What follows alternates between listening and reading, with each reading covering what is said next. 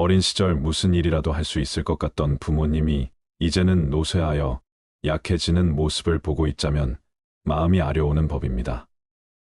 당신은 혼자서도 건강하게 잘 지내니 신경 쓰지 말라고 말씀하시지만 짧디 짧은 전화 한 통에 세상 행복한 목소리를 들려주시는 어머니, 아버지, 세월이 야속하고 늙으니 서럽지만 그래도 자식들 덕분에 여기까지 왔다고 오히려 고맙다 말씀하십니다.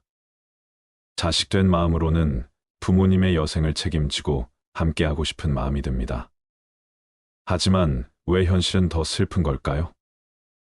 이제는 자식이 부모를 책임지는 시대가 아니다 보니 부모를 요양원이나 요양병원에서 보내는 것이 당연해지고 있습니다. 이번 영상을 통해 오늘날의 현실인 요양원 또는 요양병원에 가게 되는 노후의 삶에 대해 생각해보는 시간을 가져보겠습니다. 100세 시대가 다가오는 이때 혼자 사는 노인이 많아지면서 자식집을 전전하면 다행이고 요양원과 요양병원에 장기 입원하며 자식들에게 외면받는 신세로 전락하는 경우가 정말 많아졌는데요. 독거노인 10명 중 7명이 빈곤한 생활을 이어가고 있다고 합니다. 이들이 정말 두려운 것은 다른 어떤 것도 아닌 고독사라고 하는데요. 더 슬픈 현실은 이런 이유로 안락사를 합법화해달라는 주장이 많아지고 있다는 사실입니다. 스위스에서 안락사를 선택한 한국인이 약 10명에 달하며 관련 단체와 대기 중인 사람도 300명에 이른다고 하는 통계가 지금 세상의 현실을 반영하는 것 같습니다. 이제는 자식이 부모를 책임지는 시대가 아니다 보니 부모를 요양원이나 요양병원에서 보내는 것이 당연해지고 있는데요. 요양병원에 근무하는 한 의사 선생님의 글을 소개해드리겠습니다. 요양병원에 면회 와서 서 있는 가족들의 위치를 보면 촌수가 딱 보입니다. 침대 옆에 바짝 붙어 눈물 콧물 흘리며 이것저것 챙기는 여자는 딸입니다. 딸의 옆에는 대부분 사위가 뻘쭘하게 서 있을 겁니다. 문간쯤에 서서 먼 산 보고 있는 사내는 아들이 대부분입니다. 그리고 병원 복도에서 휴대폰을 만지작거리고 있는 여자는 며느리입니다. 우리 시대에서 분명 열심히 키운 것은 아들일 건데 놀랍게도 대부분 딸들이 이따금씩 찾아와 말동무도 해주고 따뜻한 음식도 준비해와서 챙겨주더라는 겁니다. 모든 아들, 딸들이 그러는 것은 아닙니다만 대개 아들놈들은 침대 모서리에 잠시 걸터 앉아 숙제하는 것 마냥 부모 얼굴을 보고 딸이 사온 음료수 하나 까먹고 사라지곤 합니다. 아들하며 무슨 신주딴지 마냥 키워놓은 벌을 받는 것인가 싶은 마음도 들었습니다. 요즘에는 딸 바보 같은 말들이 생겨났지만 옛날에는 생각지도 못한 일이었습니다. 딸 하나 10 아들 부럽지 않은 세상인 것을 그때는 몰랐습니다. 오늘도 우리의 미래가 될 수많은 그들이 창살 없는 감옥에서 의미 없는 삶을 연명하며 희망 없는 하루하루를 보내고 있습니다. 좋든 싫든 우리에게도 그날이 찾아올 것이고 그들 역시 자신의 말로가 그렇게 될 줄은 전혀 몰랐을 것입니다. 자신과 절대 상관이 없는 이야기라고 믿고 싶겠지만 그것은 희망사항일 뿐 결코 남의 이야기가 아닙니다. 요즘에는 노인들의 고려장터가 요양원과 요양병원이 되고 있는 것 같아 마음이 씁쓸해집니다. 사람이 나이가 들고 서서히 정신이 약해져 가면 어린애처럼 된다고 합니다. 우리가 어렸을 때를 생각해 보세요. 실수를 해도 괜찮았고 때로는 투정을 부리며 억지를 쓰기도 했습니다. 음식을 흘리면서 먹고 걷다가 넘어져도 괜찮았던 것은 모두 부모님의 든든한 그림자 덕이었습니다.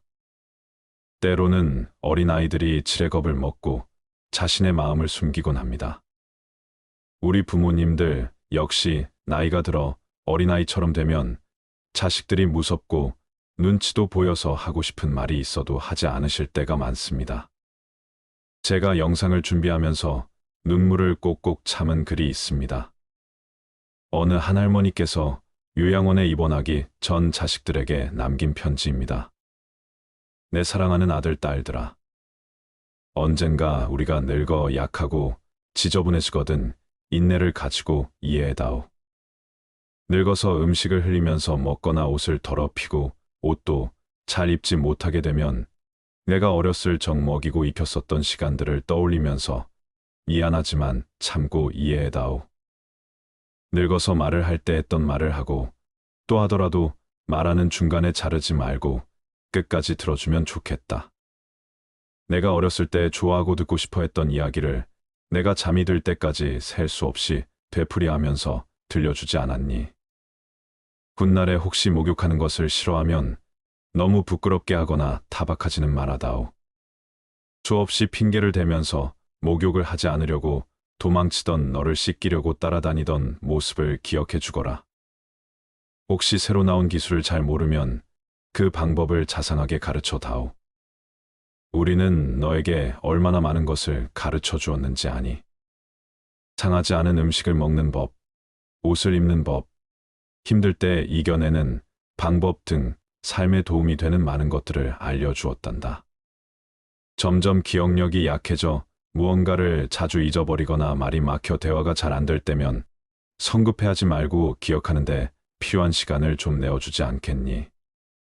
그리고 혹시 기억을 못해도 너무 나무라지는 말아다오. 우리에게 가장 소중한 것은 우리가 너와 함께 있다는 것이고 말을 들어주는 내가 있다는 것이 중요하기 때문이란다. 또 음식 먹기를 싫어하거든 억지로 먹이려고 하지 말아다오. 언제 먹어야 하는지 혹은 먹지 말아야 하는지는 잘 알고 있단다. 다리가 힘이 없고 쇠약하여 잘 걷지 못하게 되거든 걷는 것이 위험하지 않게 도와다오. 너가 뒷동거리며 처음 걸음마를 배울 때 우리가 한 것처럼 너의 손을 빌려다오. 그리고 언젠가 우리가 더 이상 살고 싶지 않다고 말을 하면 우리에게 화내지 말아다오. 너도 언젠가 우리를 이해하게 될 거란다. 노인이 된 우리는 인생을 그냥 단순히 살아온 것이 아니라 사는 것은 투쟁이었고 사느냐 죽느냐 많이도 넘어왔단다. 비록 우리가 너를 키우면서 많은 실수를 했어도 우리는 부모로서 줄 수 있는 가장 좋은 것들과 부모로서 보여줄 수 있는 가장 좋은 삶을 너에게 보여주려고 뼈를 깎으며 이 한 몸 바쳐 최선을 다했단다. 내 사랑하는 아들, 딸들아. 너희가 어디에 있든지 무엇을 하든지 너를 사랑한다. 너의 모든 것을 사랑한단다. 담담하게 눌러 쓴 편지에서 자식을 사랑하는 마음이 느껴져 울컥했습니다. 요양원에 입원하신 어르신들은 마음에 항상 그리움을 가지고 산다고 합니다. 어느 할아버지는 그저 자녀들이나 손주들이 찾아와 얼굴 한번 보는 것이 소원이라고 하십니다. 요즘은 대부분이 직접 모시기 힘들다는 이유로 요양원과 요양병원에 부모님을 모시는 것이 보편화된 세상입니다. 돈이 넘치도록 있는 것이 아닌 이상 많은 부를 자식에게 남겨줘도 부모를 책임지고자 하는 자녀들은 별로 없는 것이 현실인데요. 자식과 손주를 그리워하는 요양원 할아버지께서는 이런 글을 남기셨습니다. 정신 맑으면 무엇하리요? 자식 많은들 무엇하리요? 보고픈만 더하더이다. 차라리 정신 놓아버린 저 할머니처럼 세월이 가는지 자식이 왔다 갔는지 애지중지하던 자식을 보아도 몰라보시고 그리움도 사랑도 다 기억에서 지워버렸으니 그저 천진난만하게도 하루 세 끼 주는 밥과 간식만이 유일한 낙이 더이다. 자식이 있음 무엇하리요? 이 한 몸 거들 곳 없더이다. 아들, 딸, 자식들이 성공하면 무엇하리요? 이 한 몸 갈 곳 없어 여기까지 흘러왔더이다. 허리띠 졸라매고 최고 학벌 자랑하며 고생도 보람으로 알고 자식 뒷바라지 했던들 무엇하리요? 작디 작은 이 한 몸 자식 아닌 사람 손에 매인 것을 인생 종착역인 이곳까지 참 멀고도 힘들었습니다. 종착역의 벗은 많으나 마음 나눌 곳 없어 외롭더이다. 못 보는 사람, 듣지 못하는 사람 속에 있으니 맑은 정신은 더 외롭더이다. 치매로 정신을 망각함은 차라리 고통에서 벗어나는 유일한 방법인지도 모르겠습니다. 몸 쇠하고 정신 맑으면 무엇하리요?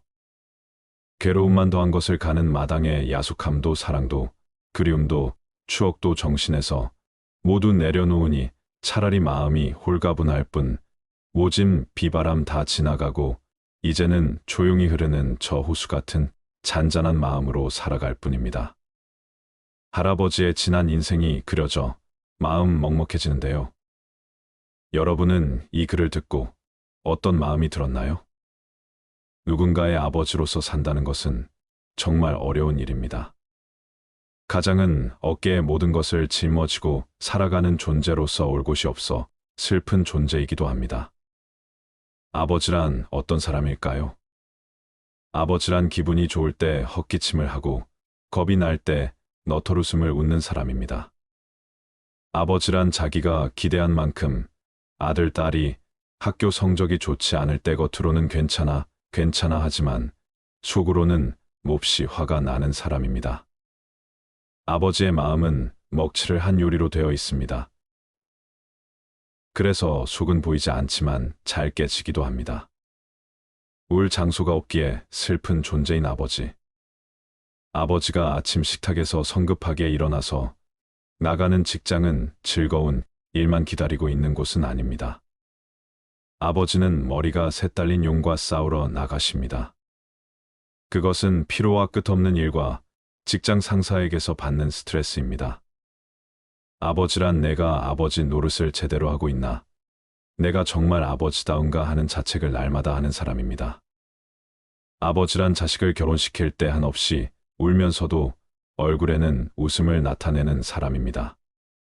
아들, 딸이 밤늦게 돌아올 때 어머니는 10번 걱정하는 말을 하지만 아버지는 10번도 넘게 현관을 쳐다봅니다. 아버지에게 있어 최고의 자랑은 자식들이 남에게서 칭찬을 받을 때라고 합니다. 아버지들이 가장 꺼림칙하게 생각하는 속담이 있습니다. 가장 좋은 선생은 손수 모범을 보이는 것이다라는 속담입니다. 아버지는 늘 자식들에게 그럴듯한 교훈을 하면서도 실제 자신이 모범을 보이지 못하기 때문에 이 점에 있어 미안하게 생각도 하고 콤플렉스도 가지고 있습니다. 아버지는 이중적인 태도를 곧잘 취합니다. 그 이유는 아들, 딸들이 나를 닮아 주었으면 하고 생각하면서도 나를 닮지 않아 주었으면 하는 생각을 동시에 하기 때문입니다. 아버지에 대한 우리의 인상은 나이에 따라 달라집니다. 일반적으로 나이에 따라 변하는 아버지의 인상은 어릴 때는 무엇이나 다 할 수 있는 나의 영웅이었고 청년이 되었을 땐 세대 차이가 나고 이해가 안 가는 존재였으며 중년이 되어서는 올바른 조언을 해주시는 훌륭한 삶의 길잡이입니다. 아버지란 돌아가신 뒤에도 두고두고 그 말씀이 생각나는 사람입니다. 아버지란 돌아가신 후에야 보고 싶은 사람입니다. 아버지는 결코 무관심한 사람이 아닙니다. 아버지가 무관심한 것처럼 보이는 것은 체면과 자존심과 미안함 같은 것이 어우러져서 그 마음을 쉽게 나타내지 못하기 때문입니다. 아버지의 웃음은 어머니의 웃음보다 농도가 2배쯤은 진하며 울음은 10배쯤 될 것입니다. 아들, 딸들은 아버지의 수입이 적은 것이나 아버지의 지위가 높지 못한 것에 대해 불만이 있지만 아버지는 그런 마음에 속으로만 옵니다. 아버지는 가정에서 어른인 체를 해야 하지만 친한 친구를 만나면 소년으로 돌아갑니다. 아버지는 어머니 앞에서는 기도도 안 하지만 혼자 차를 운전하면서는 큰 소리로 기도도 하고 주문을 외기도 하는 사람입니다. 어머니의 가슴은 봄과 여름을 왔다 갔다 하지만 아버지의 가슴은 가을과 겨울을 오고 갑니다. 예전에는 몰랐습니다. 나에게만 흐르는 줄 알았던 시간이 우리 부모님에게도 흐르고 있었다는 사실을 말입니다. 자식 뒷바라지 하시느라 당신들의 삶을 제대로 누리지 못했고 한 해 한 해 지날 때마다 깊어지는 주름을 보고 있으면 좀 더 잘해드리지 못한 지난 날이 후회되곤 합니다. 그러니 살아생전에 전화도 자주 드리고 한 번이라도 더 찾아뵙고 맛있는 것도 함께 먹는 것이 이제는 최고의 효도가 아닐까 생각하게 됩니다. 언젠가 이별의 날이 찾아온다 생각하면 서글퍼지지만 더 많이 사랑했던 날들만 기억하고 싶기에 자주 찾아뵙고자 합니다. 시간은 되돌릴 수가 없습니다. 다가올 미래에 잘 돼서 효도해야지 생각하는 것보다 현재 내가 할 수 있는 최선을 다해 부모님을 사랑하세요. 그리고 이제 중년을 지나 노년의 삶을 향해 달려가고 있는 분들은 이 세 가지를 꼭 기억하시기 바랍니다. 첫째로는 건강한 생활 습관을 가지는 것입니다. 이것은 아주 기본적으로 지켜야 해서 많은 분들이 이미 아는 얘기라고 가볍게 받아들이곤 하는데요. 올바른 생활 습관이야말로 건강하게 늙어갈 수 있는 방법입니다. 금연과 절주 그리고 식이요법을 통해 생활 습관을 바르게 바꿔보세요. 둘째는 적당한 운동을 해주는 것입니다. 시간을 내서 운동하려고 하면 부담이 되고 오히려 시작조차 하기 힘들 수 있기 때문에 생활 습관 속에 운동을 녹여보세요. 외출할 때 날씨가 선선하면 30분 정도는 걷다가 집에 들어오는 것인데요. 걷기 운동을 하면 뇌에도 자극을 주어 긍정적인 생각이 나게 하고 건강에도 매우 효과적이라고 합니다. 셋째, 너무 무리하지 마세요. 충분한 휴식과 수면이 보약이라고 합니다. 균형적으로 수면을 취하는 것이 좋고 하루에 45분 정도 걷기 운동을 한 뒤에 20분 낮잠을 자는 것이 건강하게 늙는 비결이라고 합니다. 주변의 나이가 들어도 외모가 멋스럽고 아름다운 사람을 관찰해보면 한 명도 빠짐없이 적당한 운동을 하는 것을 알 수 있습니다. 또한 스킨십과 사랑을 나누는 것만큼 건강한 것은 없습니다. 사랑을 하면 곱게 늙어갈 수 있다고 합니다. 노화는 세월이 흐를수록 자연스레 찾아옵니다. 나이가 들수록 매사 긍정적인 마음과 베푸는 마음, 그리고 상대를 사랑하는 마음을 통해서 우아하고 아름답게 늙어갈 수 있습니다. 인생의 우여곡절을 겪으면서 이겨내온 우리의 삶이 얼마나 아름다운지 한번 돌아보세요. 세월의 풍파를 맞으며 우리의 몸은 조금 작아졌지만 마음은 여전히 무궁무진하게 자라나고 있습니다. 가난한 자신을 원망하며 살아가는 노인들의 이야기가 더 이상 남일같이 느껴지지 않습니다. 숨 쉴 틈도 없이 자식 키우며 힘들게 열심히 살았는데 남은 것은 텅 빈 주머니와 외로움뿐입니다. 나이 들어서 요양원, 요양병원에 갇혀 죽을 날만 기다린다고 생각하면 하염없이 눈물만 난다는 어느 노인의 이야기에 저도 마음이 참 무거웠습니다. 자신의 키만큼 쌓아올린 폐지를 이역하에 담아온 어느 83세의 할머니는 이렇게 내 노후가 비참할 줄은 몰랐다며 한숨을 내쉬었습니다. 인근 쪽방촌에 거주한다느니 할머니도 수시간 동안 길거리를 돌아다니며 각종 폐지와 고철을 모아왔지만 그 대가로 그에게 건네진 돈은 단돈 5,000원에 불과했습니다. 이렇게라도 벌어야 자식들에게 안 미안하다며 죽기 전까지는 아무리 춥고 아무리 더워도 움직일 수밖에 없는 게 내 팔자라고 생각하며 사신다고 합니다. 병원비며 식비며 여러 가지 들어갈 게 만만찮아 일을 쉴 수가 없다고 합니다. 나의 노후가 잘 준비되어 있지 않다는 불안감, 고령화 사회로 나아가는 속도에 비해 노인을 위한 사회는 준비가 되어 있지 않은 것 같습니다.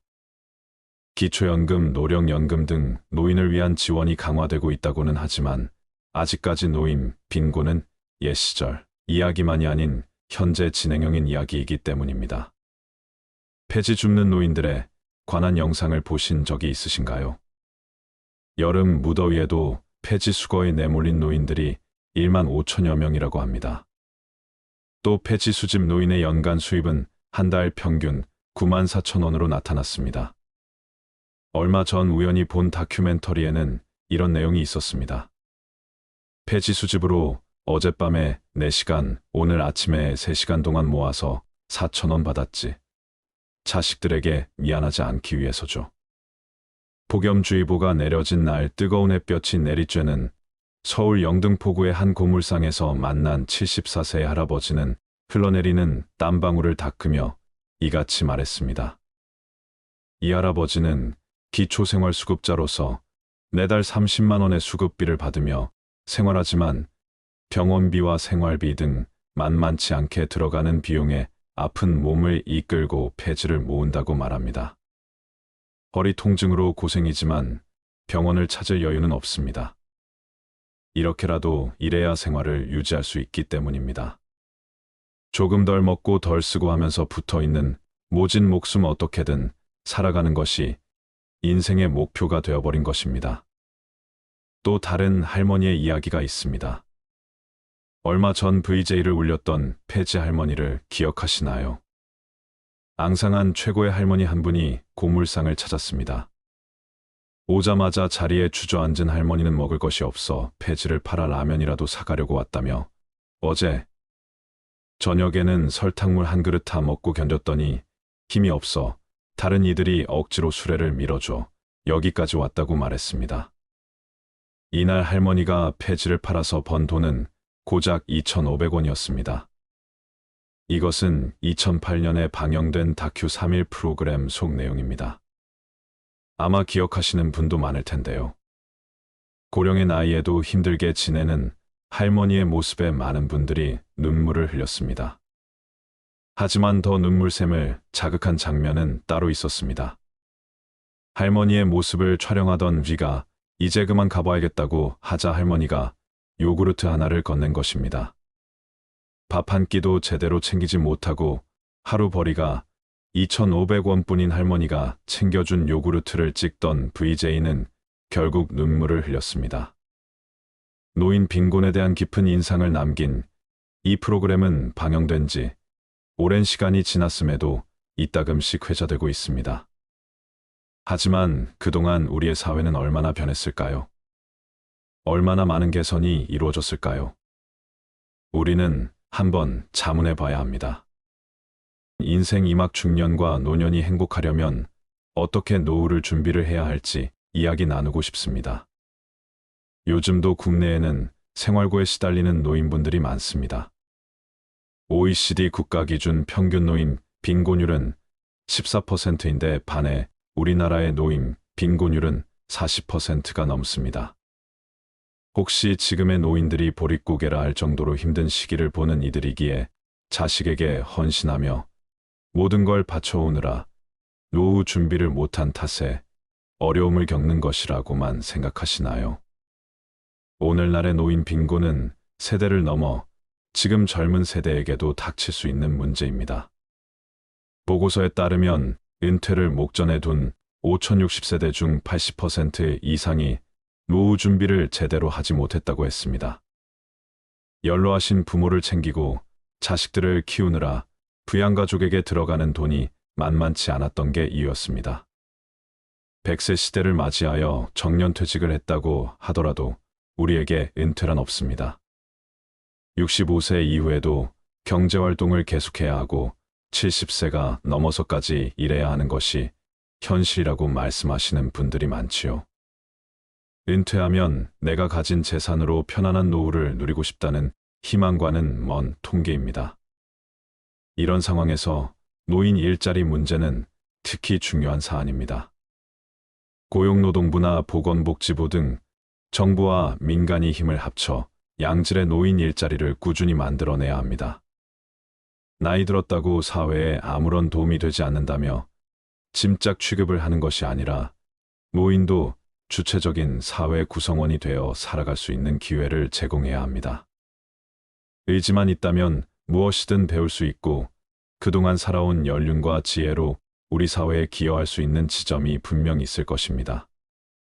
대한민국은 2024년이면 국내 인구 중 1,000만 명이 노인인 사회로 접어든다고 합니다.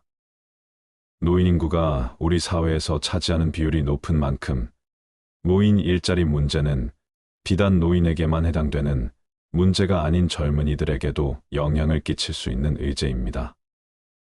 노인이 일할 수 있는 자리가 적어 사회적 지원이 많이 필요해진다면 이는 노동 가능 인구인 젊은 층에게 부담으로 작용할 수 있습니다. 삶의 활력소가 없어 병에 걸리는 이들이 많아지는 것 또한 건강보험, 재정에 나쁜 영향을 끼칠 것입니다. 노인 일자리 사업의 사회경제적 효과에 관한 보고서에 따르면 5인 일자리 사업에 참여한 집단의 의료비가 그렇지 않은 집단보다 70만 원이나 더 적었던 것으로 나타났습니다. 참여자 1인당 월 평균 7만 원 정도의 의료비 절감이 발생한 것입니다. 노인분들을 젊은 사람 등골 빼먹는 적으로 취급하고 세금만 축낸다며 앞장서서 세대 갈등을 조장하는 것보다 우리나라 성장에 기여하고 공로하신 부분을 감사히 여기고 함께 상생할 수 있는 방법을 찾아야 합니다. 누구나 늙습니다. 누구나 노인이 됩니다. 우리는 그것을 항상 기억해야 합니다. 나이 드는 것을 두려워하지 마세요. 모든 것은 자연의 섭리이고 이치일 뿐 현재 행복한 삶을 살아가는 것이 천배만 배 더 중요합니다. 지혜롭고 성숙하게 나이 드는 당신은 그 누구보다 아름답습니다. 100세 시대가 다가오는 이때 혼자 사는 노인이 많아지면서 자식집을 전전하면 다행이고 요양원과 요양병원에 장기 입원하며 자식들에게 외면받는 신세로 전락하는 경우가 정말 많아졌는데요. 독거노인 10명 중 7명이 빈곤한 생활을 이어가고 있다고 합니다. 이들이 정말 두려운 것은 다른 어떤 것도 아닌 고독사라고 하는데요. 더 슬픈 현실은 이런 이유로 안락사를 합법화해달라는 주장이 많아지고 있다는 사실입니다. 스위스에서 안락사를 선택한 한국인이 약 10명에 달하며 관련 단체와 대기 중인 사람도 300명에 이른다고 하는 통계가 지금 세상의 현실을 반영하는 것 같습니다. 이제는 자식이 부모를 책임지는 시대가 아니다 보니 노후를 요양원이나 요양병원에서 보내는 것이 당연해지고 있는데요.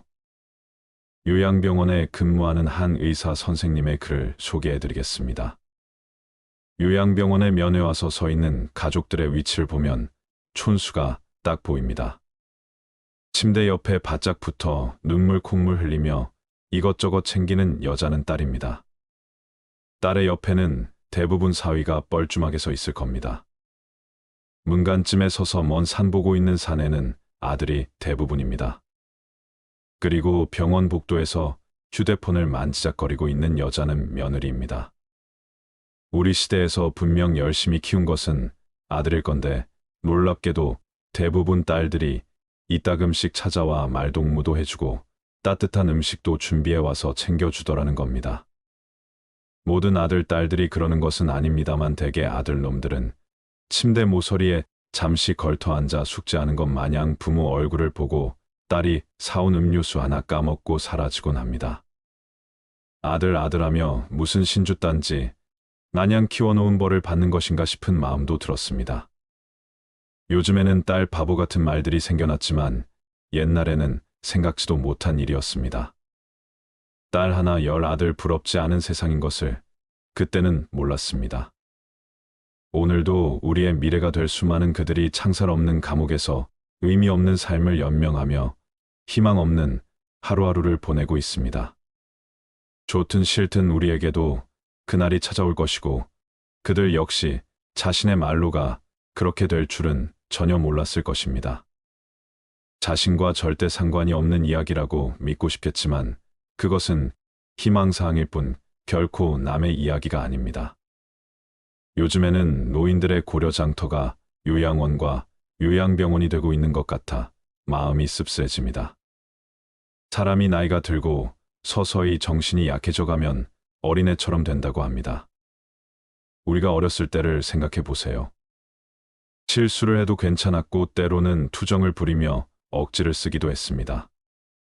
음식을 흘리면서 먹고 걷다가 넘어져도 괜찮았던 것은 모두 부모님의 든든한 그림자 덕이었습니다. 때로는 어린아이들이 칠레겁을 먹고 자신의 마음을 숨기곤 합니다.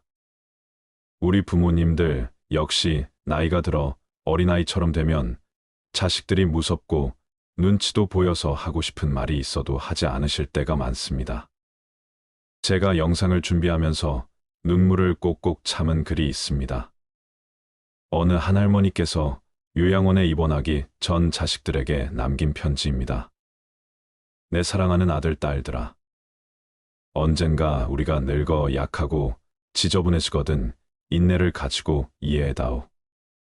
늙어서 음식을 흘리면서 먹거나 옷을 더럽히고 옷도 잘 입지 못하게 되면 내가 어렸을 적 먹이고 입혔었던 시간들을 떠올리면서 미안하지만 참고 이해해다오.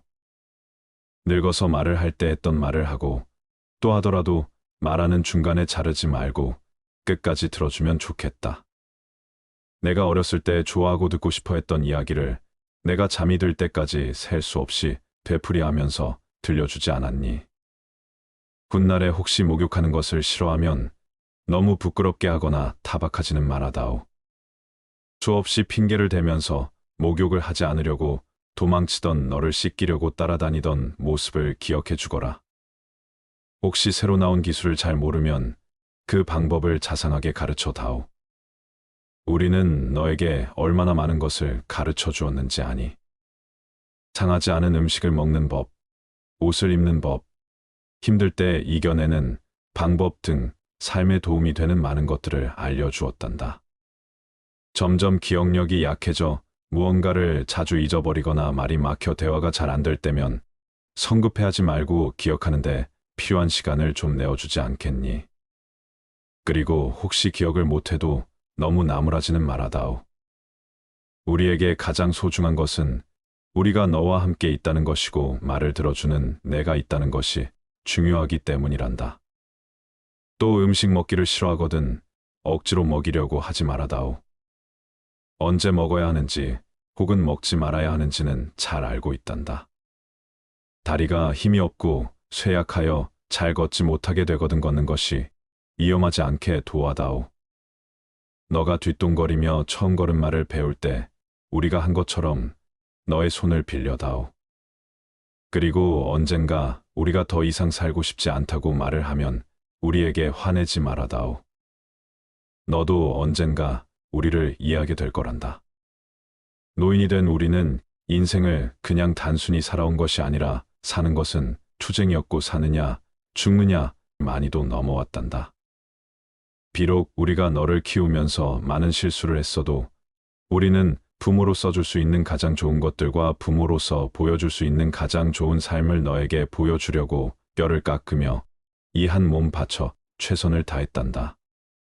내 사랑하는 아들, 딸들아. 너희가 어디에 있든지 무엇을 하든지 너를 사랑한다. 너의 모든 것을 사랑한단다. 담담하게 눌러 쓴 편지에서 자식을 사랑하는 마음이 느껴져 울컥했습니다. 요양원에 입원하신 어르신들은 마음에 항상 그리움을 가지고 산다고 합니다. 어느 할아버지는 그저 자녀들이나 손주들이 찾아와 얼굴 한번 보는 것이 소원이라고 하십니다. 요즘은 대부분이 직접 모시기 힘들다는 이유로 요양원과 요양병원에 부모님을 모시는 것이 보편화된 세상입니다. 돈이 넘치도록 있는 것이 아닌 이상 많은 부를 자식에게 남겨줘도 부모를 책임지고자 하는 자녀들은 별로 없는 것이 현실인데요. 자식과 손주를 그리워하는 요양원 할아버지께서는 이런 글을 남기셨습니다. 정신 맑으면 무엇하리요? 자식 많은들 무엇하리요? 보고픈만 더하더이다. 차라리 정신 놓아버린 저 할머니처럼 세월이 가는지 자식이 왔다 갔는지 애지중지하던 자식을 보아도 몰라보시고 그리움도 사랑도 다 기억에서 지워버렸으니 그저 천진난만하게도 하루 세 끼 주는 밥과 간식만이 유일한 낙이 더이다. 자식이 있음 무엇하리요? 이 한 몸 거들 곳 없더이다. 아들, 딸, 자식들이 성공하면 무엇하리요? 이 한 몸 갈 곳 없어 여기까지 흘러왔더이다. 허리띠 졸라매고 최고 학벌 자랑하며 고생도 보람으로 알고 자식 뒷바라지 했던들 무엇하리요? 작디작은 이 한 몸 자식 아닌 사람 손에 매인 것을 인생 종착역인 이곳까지 참 멀고도 힘들었습니다. 종착역의 벗은 많으나 마음 나눌 곳 없어 외롭더이다. 못 보는 사람, 듣지 못하는 사람 속에 있으니 맑은 정신은 더 외롭더이다. 치매로 정신을 망각함은 차라리 고통에서 벗어나는 유일한 방법인지도 모르겠습니다. 몸 쇠하고 정신 맑으면 무엇하리요? 괴로움만 더한 것을 가는 마당의 야속함도 사랑도 그리움도 추억도 정신에서 모두 내려놓으니 차라리 마음이 홀가분할 뿐 모짐 비바람 다 지나가고 이제는 조용히 흐르는 저 호수 같은 잔잔한 마음으로 살아갈 뿐입니다. 할아버지의 지난 인생이 그려져 마음 먹먹해지는데요. 여러분은 이 글을 듣고 어떤 마음이 들었나요? 누군가의 아버지로서 산다는 것은 정말 어려운 일입니다. 가장은 어깨에 모든 것을 짊어지고 살아가는 존재로서 올 곳이 없어 슬픈 존재이기도 합니다. 아버지란 어떤 사람일까요? 아버지란 기분이 좋을 때 헛기침을 하고 겁이 날 때 너털웃음을 웃는 사람입니다. 아버지란 자기가 기대한 만큼 아들, 딸이 학교 성적이 좋지 않을 때 겉으로는 괜찮아 하지만 속으로는 몹시 화가 나는 사람입니다. 아버지의 마음은 먹칠을 한 요리로 되어 있습니다. 그래서 속은 보이지 않지만 잘 깨지기도 합니다. 울 장소가 없기에 슬픈 존재인 아버지. 아버지가 아침 식탁에서 성급하게 일어나서 나가는 직장은 즐거운 일만 기다리고 있는 곳은 아닙니다. 아버지는 머리가 새딸린 용과 싸우러 나가십니다. 그것은 피로와 끝없는 일과 직장 상사에게서 받는 스트레스입니다. 아버지란 내가 아버지 노릇을 제대로 하고 있나, 내가 정말 아버지다운가 하는 자책을 날마다 하는 사람입니다. 아버지란 자식을 결혼시킬 때 한없이 울면서도 얼굴에는 웃음을 나타내는 사람입니다. 아들, 딸이 밤늦게 돌아올 때 어머니는 10번 걱정하는 말을 하지만 아버지는 10번도 넘게 현관을 쳐다봅니다. 아버지에게 있어 최고의 자랑은 자식들이 남에게서 칭찬을 받을 때라고 합니다. 아버지들이 가장 꺼림칙하게 생각하는 속담이 있습니다. 가장 좋은 선생은 손수 모범을 보이는 것이다라는 속담입니다. 아버지는 늘 자식들에게 그럴듯한 교훈을 하면서도 실제 자신이 모범을 보이지 못하기 때문에 이 점에 있어 미안하게 생각도 하고 콤플렉스도 가지고 있습니다. 아버지는 이중적인 태도를 곧잘 취합니다. 그 이유는 아들, 딸들이 나를 닮아 주었으면 하고 생각하면서도 나를 닮지 않아 주었으면 하는 생각을 동시에 하기 때문입니다. 아버지에 대한 우리의 인상은 나이에 따라 달라집니다.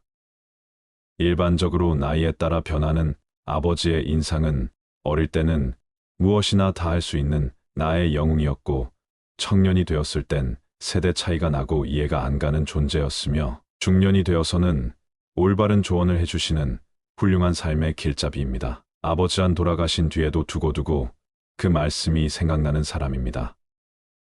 아버지란 돌아가신 후에야 보고 싶은 사람입니다. 아버지는 결코 무관심한 사람이 아닙니다. 아버지가 무관심한 것처럼 보이는 것은 체면과 자존심과 미안함 같은 것이 어우러져서 그 마음을 쉽게 나타내지 못하기 때문입니다. 아버지의 웃음은 어머니의 웃음보다 농도가 2배쯤은 진하며 울음은 10배쯤 될 것입니다. 아들, 딸들은 아버지의 수입이 적은 것이나 아버지의 지위가 높지 못한 것에 대해 불만이 있지만 아버지는 그런 마음에 속으로만 옵니다. 아버지는 가정에서 어른인 체를 해야 하지만 친한 친구를 만나면 소년으로 돌아갑니다. 아버지는 어머니 앞에서는 기도도 안 하지만 혼자 차를 운전하면서는 큰 소리로 기도도 하고 주문을 외기도 하는 사람입니다. 어머니의 가슴은 봄과 여름을 왔다 갔다 하지만 아버지의 가슴은 가을과 겨울을 오고 갑니다. 예전에는 몰랐습니다. 나에게만 흐르는 줄 알았던 시간이 우리 부모님에게도 흐르고 있었다는 사실을 말입니다.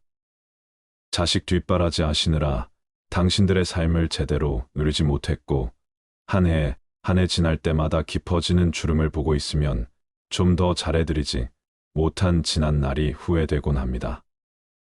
그러니 살아생전에 전화도 자주 드리고 한 번이라도 더 찾아뵙고 맛있는 것도 함께 먹는 것이 이제는 최고의 효도가 아닐까 생각하게 됩니다.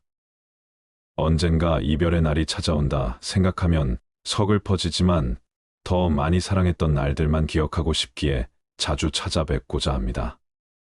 시간은 되돌릴 수가 없습니다. 다가올 미래에 잘 돼서 효도해야지 생각하는 것보다 현재 내가 할 수 있는 최선을 다해 부모님을 사랑하세요. 그리고 이제 중년을 지나 노년의 삶을 향해 달려가고 있는 분들은 이 세 가지를 꼭 기억하시기 바랍니다. 첫째로는 건강한 생활 습관을 가지는 것입니다. 이것은 아주 기본적으로 지켜야 해서 많은 분들이 이미 아는 얘기라고 가볍게 받아들이곤 하는데요. 올바른 생활 습관이야말로 건강하게 늙어갈 수 있는 방법입니다. 금연과 절주 그리고 식이요법을 통해 생활 습관을 바르게 바꿔보세요. 둘째는 적당한 운동을 해주는 것입니다. 시간을 내서 운동하려고 하면 부담이 되고 오히려 시작조차 하기 힘들 수 있기 때문에 생활 습관 속에 운동을 녹여보세요. 외출할 때 날씨가 선선하면 30분 정도는 걷다가 집에 들어오는 것인데요. 걷기 운동을 하면 뇌에도 자극을 주어 긍정적인 생각이 나게 하고 건강에도 매우 효과적이라고 합니다. 셋째, 너무 무리하지 마세요. 충분한 휴식과 수면이 보약이라고 합니다. 균형적으로 수면을 취하는 것이 좋고 하루에 45분 정도 걷기 운동을 한 뒤에 20분 낮잠을 자는 것이 건강하게 늙는 비결이라고 합니다. 주변의 나이가 들어도 외모가 멋스럽고 아름다운 사람을 관찰해보면 한 명도 빠짐없이 적당한 운동을 하는 것을 알 수 있습니다. 또한 스킨십과 사랑을 나누는 것만큼 건강한 것은 없습니다. 사랑을 하면 곱게 늙어갈 수 있다고 합니다. 노화는 세월이 흐를수록 자연스레 찾아옵니다. 나이가 들수록 매사 긍정적인 마음과 베푸는 마음, 그리고 상대를 사랑하는 마음을 통해서 우아하고 아름답게 늙어갈 수 있습니다. 인생의 우여곡절을 겪으면서 이겨내온 우리의 삶이 얼마나 아름다운지 한번 돌아보세요. 세월의 풍파를 맞으며 우리의 몸은 조금 작아졌지만 마음은 여전히 무궁무진하게 자라나고 있습니다. 가난한 자신을 원망하며 살아가는 노인들의 이야기가 더 이상 남일같이 느껴지지 않습니다. 숨 쉴 틈도 없이 자식 키우며 힘들게 열심히 살았는데 남은 것은 텅 빈 주머니와 외로움뿐입니다. 나이 들어서 요양원, 요양병원에 갇혀 죽을 날만 기다린다고 생각하면 하염없이 눈물만 난다는 어느 노인의 이야기에 저도 마음이 참 무거웠습니다. 자신의 키만큼 쌓아올린 폐지를 이역하에 담아온 어느 83세의 할머니는 이렇게 내 노후가 비참할 줄은 몰랐다며 한숨을 내쉬었습니다.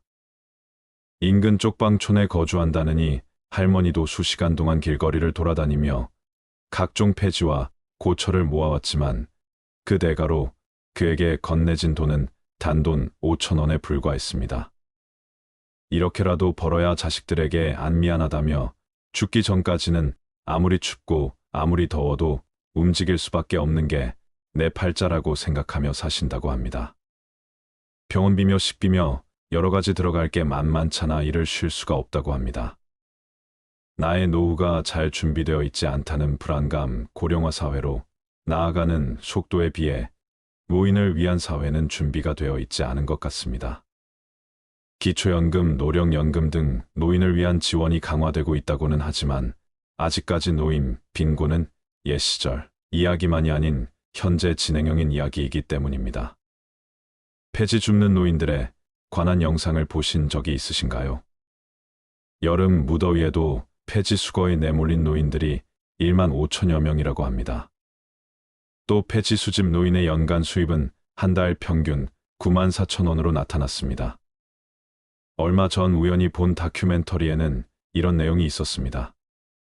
폐지 수집으로 어젯밤에 4시간, 오늘 아침에 3시간 동안 모아서 4천 원 받았지. 자식들에게 미안하지 않기 위해서죠. 폭염주의보가 내려진 날 뜨거운 햇볕이 내리쬐는 서울 영등포구의 한 고물상에서 만난 74세의 할아버지는 흘러내리는 땀방울을 닦으며 이같이 말했습니다. 이 할아버지는 기초생활수급자로서 매달 30만 원의 수급비를 받으며 생활하지만 병원비와 생활비 등 만만치 않게 들어가는 비용에 아픈 몸을 이끌고 폐지를 모은다고 말합니다. 허리 통증으로 고생이지만 병원을 찾을 여유는 없습니다. 이렇게라도 일해야 생활을 유지할 수 있기 때문입니다. 조금 덜 먹고 덜 쓰고 하면서 붙어 있는 모진 목숨 어떻게든 살아가는 것이 인생의 목표가 되어버린 것입니다. 또 다른 할머니의 이야기가 있습니다. 얼마 전 VJ를 울렸던 폐지 할머니를 기억하시나요? 앙상한 최고의 할머니 한 분이 고물상을 찾았습니다. 오자마자 자리에 주저앉은 할머니는 먹을 것이 없어 폐지를 팔아 라면이라도 사가려고 왔다며 어제 저녁에는 설탕물 한 그릇 다 먹고 견뎠더니 힘이 없어 다른 이들이 억지로 수레를 밀어줘 여기까지 왔다고 말했습니다. 이날 할머니가 폐지를 팔아서 번 돈은 고작 2,500원이었습니다. 이것은 2008년에 방영된 다큐 3일 프로그램 속 내용입니다. 아마 기억하시는 분도 많을 텐데요. 고령의 나이에도 힘들게 지내는 할머니의 모습에 많은 분들이 눈물을 흘렸습니다. 하지만 더 눈물샘을 자극한 장면은 따로 있었습니다. 할머니의 모습을 촬영하던 위가 이제 그만 가봐야겠다고 하자 할머니가 요구르트 하나를 건넨 것입니다. 밥 한 끼도 제대로 챙기지 못하고 하루 벌이가 2,500원뿐인 할머니가 챙겨준 요구르트를 찍던 VJ는 결국 눈물을 흘렸습니다. 노인 빈곤에 대한 깊은 인상을 남긴 이 프로그램은 방영된 지 오랜 시간이 지났음에도 이따금씩 회자되고 있습니다. 하지만 그동안 우리의 사회는 얼마나 변했을까요? 얼마나 많은 개선이 이루어졌을까요? 우리는 한번 자문해 봐야 합니다. 인생 2막 중년과 노년이 행복하려면 어떻게 노후를 준비를 해야 할지 이야기 나누고 싶습니다. 요즘도 국내에는 생활고에 시달리는 노인분들이 많습니다. OECD 국가 기준 평균 노인 빈곤율은 14%인데 반해 우리나라의 노인 빈곤율은 40%가 넘습니다. 혹시 지금의 노인들이 보릿고개라 할 정도로 힘든 시기를 보는 이들이기에 자식에게 헌신하며 모든 걸 바쳐오느라 노후 준비를 못한 탓에 어려움을 겪는 것이라고만 생각하시나요? 오늘날의 노인 빈곤은 세대를 넘어 지금 젊은 세대에게도 닥칠 수 있는 문제입니다. 보고서에 따르면 은퇴를 목전에 둔 5060세대 중 80% 이상이 노후 준비를 제대로 하지 못했다고 했습니다. 연로하신 부모를 챙기고 자식들을 키우느라 부양가족에게 들어가는 돈이 만만치 않았던 게 이유였습니다. 100세 시대를 맞이하여 정년퇴직을 했다고 하더라도 우리에게 은퇴란 없습니다. 65세 이후에도 경제활동을 계속해야 하고 70세가 넘어서까지 일해야 하는 것이 현실이라고 말씀하시는 분들이 많지요. 은퇴하면 내가 가진 재산으로 편안한 노후를 누리고 싶다는 희망과는 먼 통계입니다. 이런 상황에서 노인 일자리 문제는 특히 중요한 사안입니다. 고용노동부나 보건복지부 등 정부와 민간이 힘을 합쳐 양질의 노인 일자리를 꾸준히 만들어내야 합니다. 나이 들었다고 사회에 아무런 도움이 되지 않는다며 짐짝 취급을 하는 것이 아니라 노인도 주체적인 사회 구성원이 되어 살아갈 수 있는 기회를 제공해야 합니다. 의지만 있다면 무엇이든 배울 수 있고 그동안 살아온 연륜과 지혜로 우리 사회에 기여할 수 있는 지점이 분명 있을 것입니다. 대한민국은 2024년이면 국내 인구 중 1,000만 명이 노인인 사회로 접어든다고 합니다. 노인 인구가 우리 사회에서 차지하는 비율이 높은 만큼 노인 일자리 문제는 비단 노인에게만 해당되는 문제가 아닌 젊은이들에게도 영향을 끼칠 수 있는 의제입니다. 노인이 일할 수 있는 자리가 적어 사회적 지원이 많이 필요해진다면 이는 노동 가능 인구인 젊은 층에게 부담으로 작용할 수 있습니다. 삶의 활력소가 없어 병에 걸리는 이들이 많아지는 것 또한 건강보험, 재정에 나쁜 영향을 끼칠 것입니다. 노인 일자리 사업의 사회경제적 효과에 관한 보고서에 따르면 노인 일자리 사업에 참여한 집단의 의료비가 그렇지 않은 집단보다 70만 원이나 더 적었던 것으로 나타났습니다. 참여자 1인당 월 평균 7만 원 정도의 의료비 절감이 발생한 것입니다. 노인분들을 젊은 사람 등골 빼먹는 적으로 취급하고 세금만 축낸다며 앞장서서 세대 갈등을 조장하는 것보다 우리나라 성장에 기여하고 공로하신 부분을 감사히 여기고 함께 상생할 수 있는 방법을 찾아야 합니다. 누구나 늙습니다. 누구나 노인이 됩니다. 우리는 그것을 항상 기억해야 합니다. 나이 드는 것을 두려워하지 마세요. 모든 것은 자연의 섭리이고 이치일 뿐 현재 행복한 삶을 살아가는 것이 천배만 배 더 중요합니다. 지혜롭고 성숙하게 나이 드는 당신은 그 누구보다 아름답습니다. 당신의 삶을 응원합니다. 앞으로도 여러분과 여러분 부모님의 삶이 건강하고 행복하기를 소망합니다.